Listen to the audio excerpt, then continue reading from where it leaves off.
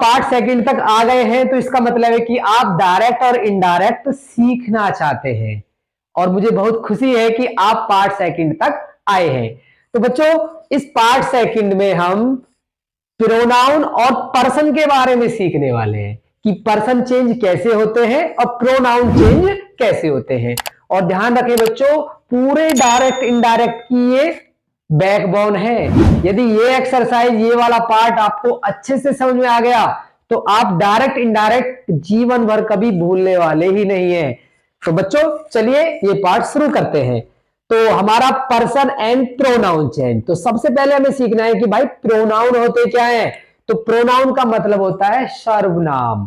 Pronoun ऐसे शब्द होते हैं जो किसी नाउन के स्थान पर, नाउन क्या होता है, किसी का नाम हो, किसी वस्तु का नाम हो, किसी स्थान का नाम हो, तो जो किसी नाउन के स्थान पर प्रयोग होते हैं प्रोनाउन कहलाते हैं।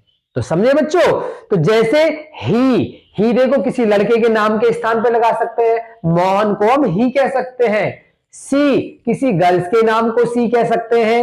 आई अपने नाम के लिए आई बोल सकते हैं, हम बोल सकते हैं। दूसरे के लिए तुम कह सकते हो, बहुत सारे लोगों के लिए वे कह सकते हो। तो ये सारे वर्ड हमारे नाउन के स्थान पर रिप्लेस हो जाते हैं, तो इसीलिए हम इन्हें प्रोनाउन कहते हैं। तो इनकी हमें जरूरत पड़ने वाली है बच्चों।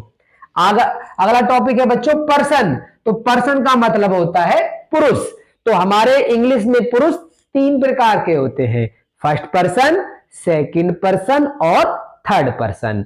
तो फर्स्ट पर्सन आई और वी को बोला जाता है, सेकंड पर्सन यू को बोला जाता है, और third person he, she, it, नाम, दे, मतलब फर्स्ट और सेकंड को छोड़कर जो भी बचते हैं वो सब हमारे थर्ड पर्सन ही माने जाते हैं।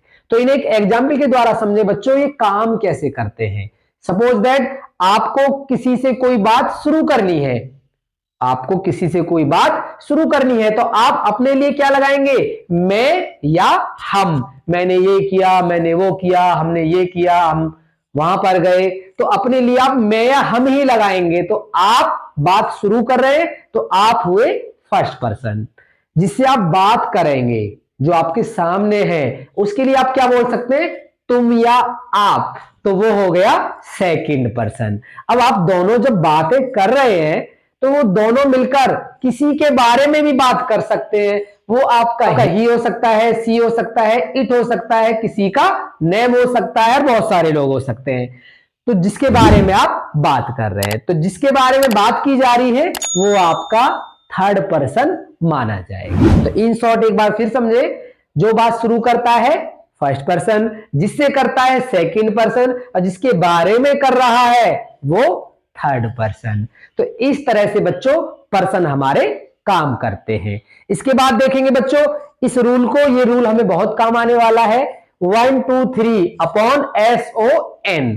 तो 1 का मतलब है फर्स्ट पर्सन, 2 का सेकंड पर्सन, 3 का थर्ड पर्सन, और S का मतलब है सब्जेक्ट, O का मतलब है ऑब्जेक्ट, और N का मतलब है नो चेंज, मतलब कोई बदलाव नहीं। तो इस तरह से हम इसका यूज करेंगे कि हमारा I और V फर्स्ट पर्सन होता है और इसको बदला जाएगा सब्जेक्ट के अनुसार। U हमारा सेकंड पर्सन होता है, इसे बदला जाएगा ऑब्जेक्ट के अनुसार। और ही, सी, इट, नाम, दे, ये हमारे थर्ड पर्सन होते हैं, तो इनमें कोई भी बदलाव नहीं किया जाएगा। आपने ध्यान दिया हो तो पार्ट 1 में हमने जितने भी एग्जाम्पल लिखे थे उनमें सब में थर्ड पर्सन का ही यूज किया था। तो इस तरह से बच्चों ये रूल्स हमारे काम आने वाले हैं। बढ़ते हैं तो बच्चों ये टेबल नंबर 2 आपको बहुत अच्छे से लर्न करनी है। इनके आपस के रिलेशन को बहुत अच्छे से समझना है। जैसे ये हमारे सब्जेक्ट होते हैं, ये हमारे ऑब्जेक्ट होते हैं, और ये इनके साथ अपने की अंग्रेजी लगाई जाती है। जब हम डायरेक्ट को इनडायरेक्ट बनाएंगे तो हमें इस टेबल की बहुत ज्यादा जरूरत पड़ेगी। और यदि आपने ये अच्छे से याद कर ली, इनके रिलेशन को समझ लिया, तो आप कंफ्यूज भी बिल्कुल भी नहीं होंगे बच्चों। जैसे आई का सब्जेक्ट माना जाता है मी, और अपने की अंग्रेजी आई और मी के साथ होती है माई। वी का ऑब्जेक्ट होता है अस, और अपने की अंग्रेजी अवर। यू का ऑब्जेक्ट यू ही होता है और इसके साथ अपने की अंग्रेजी योर लगाते हैं। दे का देम होता है और ये अपने की अंग्रेजी देयर होता है। ही के साथ ऑब्जेक्ट हिम होता है, अपने की अंग्रेजी हिज होता है। ऐसे ही सी का ऑब्जेक्ट हर और अपने की अंग्रेजी भी हर होती है। नेम कोई भी हो, लड़का का हो या लड़की का हो, लड़के का नाम है तो ऑब्जेक्ट हिम हो जाता है और लड़की का नाम है तो ऑब्जेक्ट हर हो जाता है। ऐसे ही अपने की अंग्रेजी पर ध्यान दें।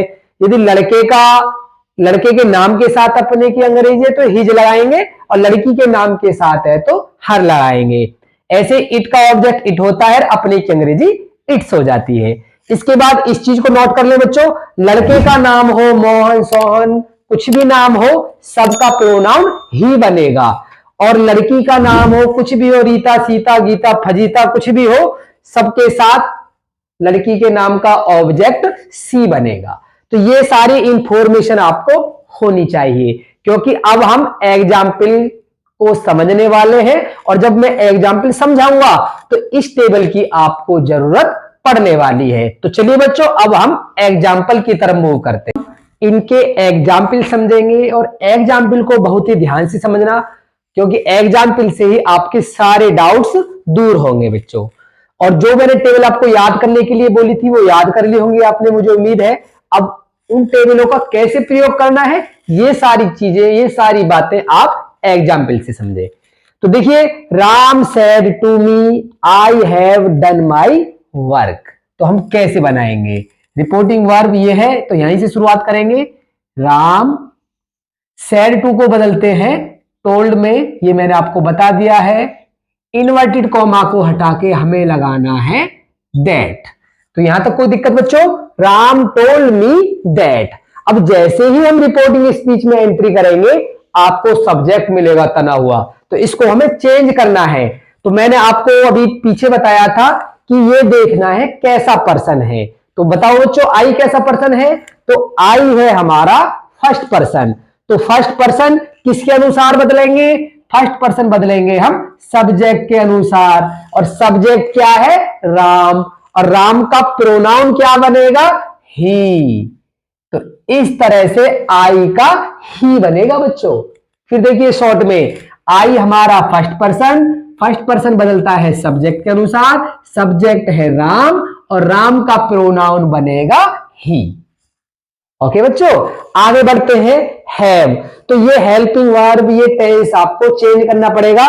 जो हमने टेंस वाली टेबल बताई ये वाली बच्चों, तो हैव को हम चेंज कर देंगे हैड में। उसके बाद हमें लगाना है डन।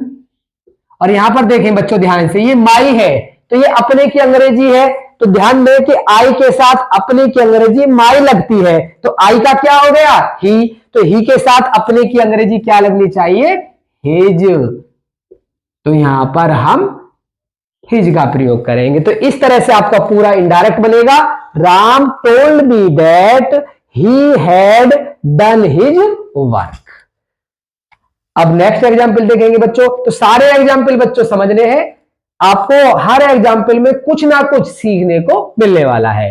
तो यहां से देखिए बच्चों, यू सेड टू को बदल देंगे आप टोल्ड में और यहां पर लगा देंगे हिम, इन्वर्टेड कॉमा हटा के आप लगाएंगे दैट। अब आ जाए बच्चों यू पर। यू आपका कैसा पर्सन है? तो यू है आपका सेकंड पर्सन और सेकंड पर्सन बदलता है ऑब्जेक्ट के अनुसार। तो हमें ऑब्जेक्ट क्या दिखाई दे रहा है यहां पे? हिम, क्योंकि रिपोर्टिंग वर्ब में शुरुआत में सब्जेक्ट होता है, पीछे ऑब्जेक्ट होता है।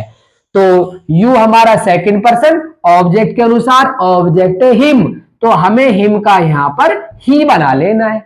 अब ऐसा क्यों? क्योंकि यहां पर ये सब्जेक्ट है तो चेंज होकर सब्जेक्ट ही आएगा। तो you second person, him, him का हो गया ही। अब आगे देखेंगे, इसको टेंस वाली टेबल से चेक करें तो आर बदल जाता है हमारा वॉज वर्ब में, तो ही के साथ सूट करेगा आपका वॉज, क्योंकि ये भी सिंगुलर है। उसके बाद डूइंग द वर्क, ये आपका सेम रहने वाला है क्योंकि दोनों टेंस एक जैसे हैं। तो ये बना आपका you told him that he was doing the work. तो उम्मीद है बच्चों ये भी आपको समझ आया होगा। तीसरा एग्जाम्पल देखेंगे बच्चों, we said to you they have won the match.